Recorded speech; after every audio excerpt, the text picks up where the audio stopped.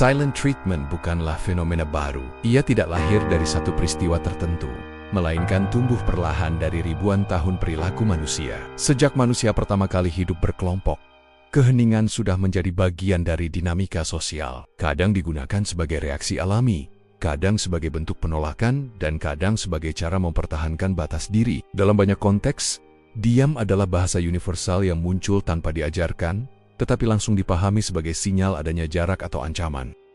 Seiring perubahan zaman, fungsi keheningan ikut berevolusi. Dari masa purba hingga era modern, diam berubah dari sekadar alat bertahan hidup menjadi salah satu senjata psikologis yang paling halus dan paling efektif. Kini, silent treatment bukan hanya penghentian komunikasi, tetapi teknik manipulasi yang bisa menggoyahkan stabilitas emosional seseorang. Dan ironisnya, semakin kompleks hubungan manusia, semakin kuat pula keheningan digunakan untuk mengendalikan, memengaruhi, atau menghukum tanpa perlu mengucapkan satu kata pun.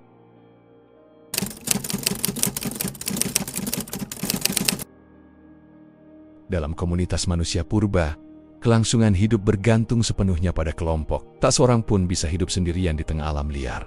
Tidak ada yang berburu bersama, tidak ada yang melindungi dari predator, dan tidak ada yang berbagi api ketika malam tiba. Karena itulah, manusia paling awal mengembangkan ketakutan mendalam terhadap penolakan sosial. Pada masa ini, jika seseorang melanggar aturan suku atau bertindak membahayakan, mereka tidak selalu diserang atau dihukum secara fisik. Justru salah satu bentuk hukuman yang paling kejam adalah ketika seluruh kelompok secara serempak berhenti berbicara, menjauh secara sosial, dan memperlakukan individu itu seolah-olah ia tidak ada. Diam yang mereka terima bukan sekadar diam biasa, melainkan penghapusan sosial. Dan bagi otak manusia purba, penghapusan ini setara dengan ancaman mati. Disinilah bibit pertama dari silent treatment lahir. Sebuah bentuk hukuman yang tidak terlihat, namun menghancurkan psikologis manusia paling dalam.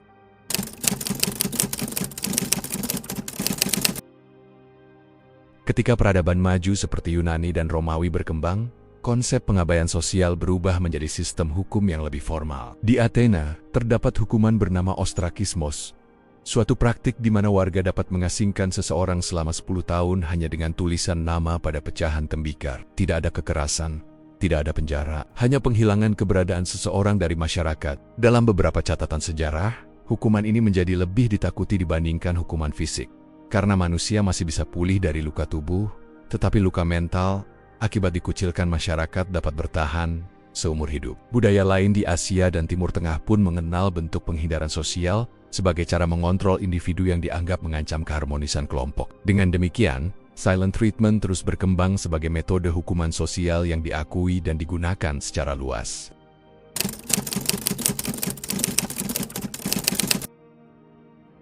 Memasuki abad pertengahan, bentuk silent treatment mulai meresap ke kehidupan domestik. Banyak catatan literatur menggambarkan bagaimana suami menggunakan diam panjang untuk menghukum istri yang dianggap tidak patuh, atau bagaimana orang tua mendiamkan anak untuk menunjukkan ketidaksetujuan. Budaya patriarki memperkuat teknik ini sebagai bentuk dominasi psikologis. Banyak ahli sejarah percaya bahwa praktik ini dianggap lebih sopan dibanding kekerasan fisik, padahal dampak emosionalnya sama atau bahkan lebih buruk. Diam yang dijadikan senjata ini menandai perubahan besar. Silent treatment kini bukan hanya alat kelompok, tetapi alat kekuasaan individu terhadap individu lainnya.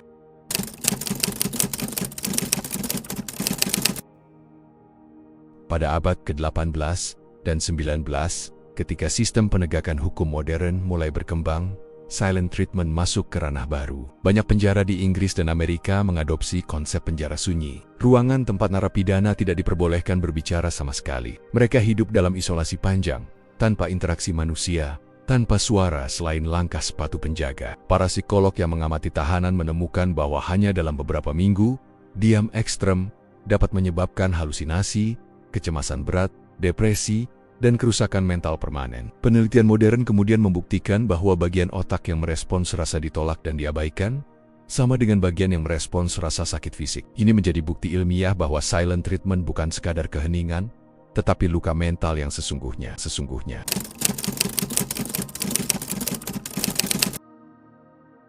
Kini, silent treatment tidak lagi berupa pengasingan resmi atau hukuman publik. Ia masuk ke ruang yang jauh lebih personal.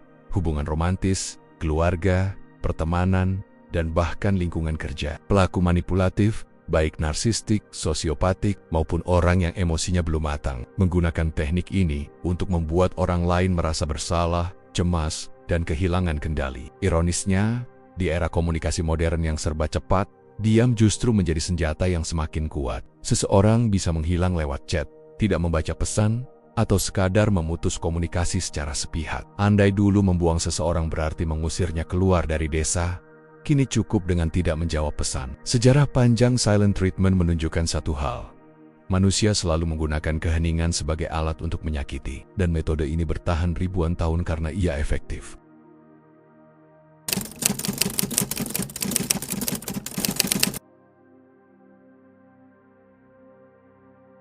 Psikologi modern mengungkapkan bahwa silent treatment bekerja bukan karena diam itu sendiri, tetapi karena manusia secara biologis dan neurologis terprogram untuk takut pada kehilangan koneksi. Penelitian menemukan bahwa ketika seseorang diabaikan, bagian otak yang aktif adalah anterior cingulate cortex, wilayah yang sama dengan rasa sakit fisik. Artinya, didiamkan secara emosional terasa seperti ditusuk atau disakiti secara fisik.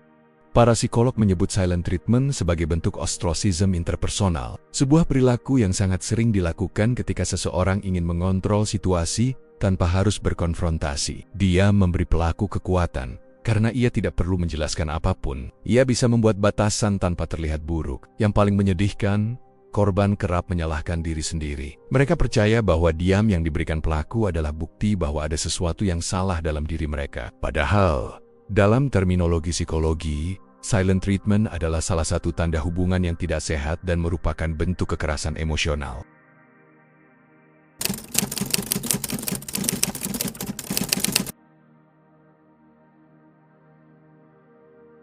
Silent treatment menyakitkan bukan hanya karena diam itu sendiri, tetapi karena simbolisme terdalam yang tersembunyi di balik keheningan tersebut. Ketika seseorang memilih untuk tidak merespons kita, otak tidak melihatnya sebagai jeda percakapan biasa. Ia menafsirkannya sebagai sinyal bahaya, sebuah ancaman terhadap hubungan, keamanan sosial, dan nilai diri. Karena itu, dampak emosional dari silent treatment bisa jauh lebih besar dibandingkan kata-kata kasar atau pertengkaran terbuka. Ketika seseorang mendiamkan kita, otak menafsirkan diam sebagai tiga hal. Pertama, otak menafsirkan keheningan sebagai bentuk kehilangan identitas. Ketika seseorang mengabaikan kita, otak menilai bahwa kita kehilangan keberadaan sosial kita. Tidak direspons berarti kita tidak lagi terlihat. Dan ini memicu kepanikan primal yang diwariskan dari zaman purba ketika pengabaian berarti ancaman kematian. Diam, dalam konteks ini, menjadi serangan langsung ke pusat kebutuhan dasar manusia untuk merasa diakui. Kedua, silent treatment menciptakan ketidakpastian emosional. Tidak ada penjelasan, tidak ada kejelasan apakah hubungan masih aman, atau justru sedang runtuh. Ketidakpastian adalah salah satu pemicu stres terbesar dalam psikologi manusia. Dan ketika kita tidak tahu apa yang sebenarnya terjadi, otak terus memutar skenario negatif yang memperburuk kecemasan. Ketiga, keheningan memicu rasa bersalah dan penilaian diri berlebihan. Korban mulai mempertanyakan dirinya, apa salahku? Kenapa dia berubah? Apa aku tidak cukup baik? Pikiran-pikiran ini membuat silent treatment seringkali lebih menyakitkan daripada kritik atau pertengkaran. Karena korban tidak memiliki pegangan atau konteks untuk memahami apa yang sedang terjadi. Dalam ruang kosong itulah rasa sakit tumbuh. Diam-diam namun sangat dalam.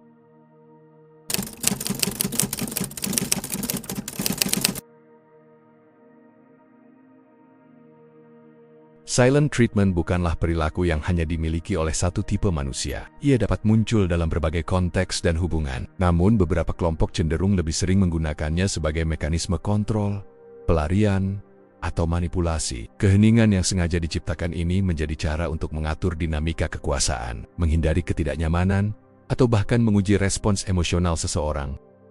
Pertama, individu dengan kepribadian narsistik sering menggunakan silent treatment untuk menghukum, mengontrol, dan menunjukkan dominasi. Dia menjadi alat mereka untuk menegaskan superioritas dan membuat orang lain merasa kecil atau bersalah. Kedua, mereka yang memiliki kecenderungan sosiopatik atau manipulatif memanfaatkan keheningan sebagai strategi untuk melemahkan emosi seseorang. Dengan menghilangkan respons, mereka menciptakan ketidakstabilan psikologis yang membuat korban lebih mudah dikendalikan. Ketiga, individu dengan kematangan emosi rendah cenderung memilih diam karena mereka tidak mampu mengekspresikan perasaan secara dewasa. Alih-alih berdialog atau menjelaskan apa yang mereka rasakan, mereka menutup diri dan membiarkan orang lain menebak-nebak. Keempat, pasangan yang menghindari konflik menggunakan silent treatment sebagai bentuk pelarian. Bagi mereka, Diam terasa lebih aman daripada menghadapi percakapan sulit, meskipun justru memperburuk masalah. Kelima, dalam lingkungan kerja toksik, atasan atau rekan kerja mungkin memakai penghindaran sebagai bentuk hukuman halus. Mereka tidak terlihat abusive secara langsung, tetapi keheningan mereka adalah sinyal bahwa seseorang sedang dibekukan, dilemahkan, atau dikucilkan secara emosional. Dalam konteks profesional, ini bisa merusak kepercayaan diri sekaligus menciptakan budaya kerja yang penuh ketakutan.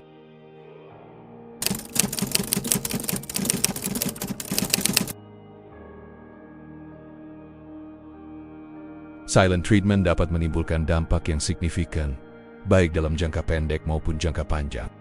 Dalam jangka pendek, keheningan yang disengaja dapat memicu kecemasan, insomnia, berkurangnya rasa percaya diri, serta overthinking yang melelahkan mental. Korban juga sering merasakan ketakutan ekstrem terhadap penolakan, karena otak menafsirkan diam sebagai ancaman terhadap hubungan dan rasa aman.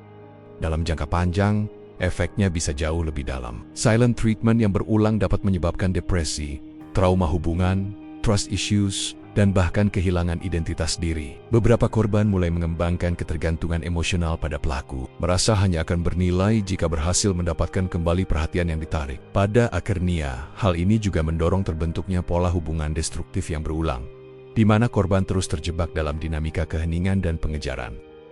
Lebih jauh lagi, mereka yang sejak kecil sering mengalami silent treatment, sering tumbuh dengan keyakinan keliru bahwa cinta adalah sesuatu yang harus diperjuangkan mati-matian, bukan diberikan secara wajar dan konsisten. Mereka terprogram untuk mengejar, memohon, dan mengorbankan diri hanya demi mendapatkan sedikit perhatian, menciptakan luka emosional yang terus terbawa hingga dewasa.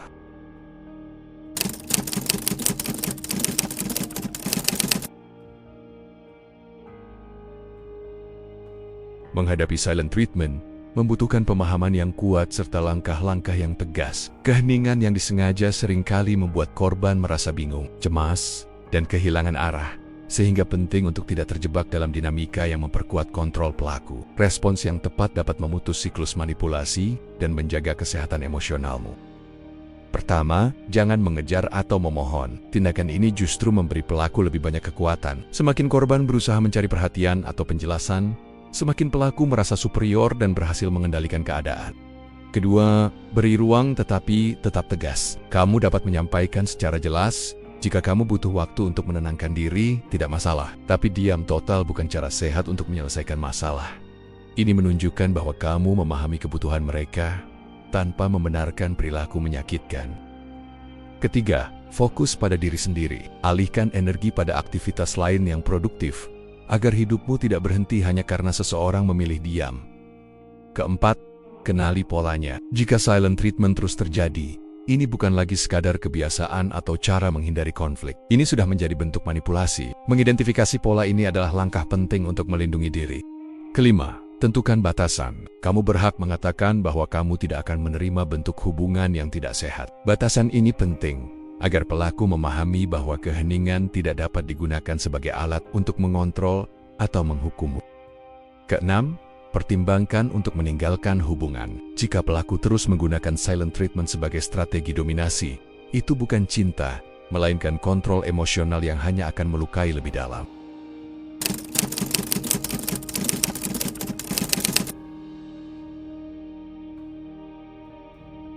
Silent treatment telah ada sejak manusia hidup dalam gua, berkembang melalui kerajaan kuno, dipakai dalam keluarga pada abad pertengahan, digunakan sebagai penyiksaan mental di penjara modern, dan kini merasuki hubungan sehari-hari. Selama ribuan tahun, metode ini bertahan karena ia menyasar bagian paling rentan dari diri manusia. Kebutuhan kita untuk dianggap ada, diakui, dan dicintai. Keheningan bisa menjadi kekuatan penyembuh, namun ketika digunakan sebagai senjata, ia berubah menjadi bentuk kekerasan yang tidak terlihat tetapi berdampak panjang.